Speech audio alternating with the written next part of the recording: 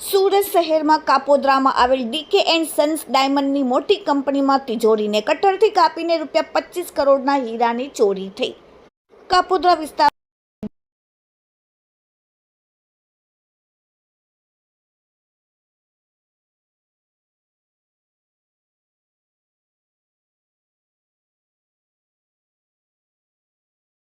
માત્ર હીરા એન્ડ રોકડા જ નહીં પરંતુ ચોરીના કોઈ પુરાવા ન રહે તે માટે ફેક્ટરીના તમામ સીસીટીવી કેમેરાની તોડફોડ કરી અને ડીવીઆર પર ઉઠાવી ગયા। પોલીસ દ્વારા હવે આસપાસના વિસ્તારોના સીસીટીવી ફૂટેજની તપાસ શરૂ કરવામાં આવી છે, જેથી તસ્કરો અંગે કોઈ માહિતી મળી શકે। આ ઘટનાને કારણે હીરા ઉદ્યોગોમાં ચિંતાનો માહોલ ફેલાયો છે અને સુરક્ષા વ્યવસ્થા પર પ્રશ્નાર્થો ઊભા કર્યા છે। પોલીસ દ્વારા આ મામલે સઘન તપાસ ચાલી રહી છે।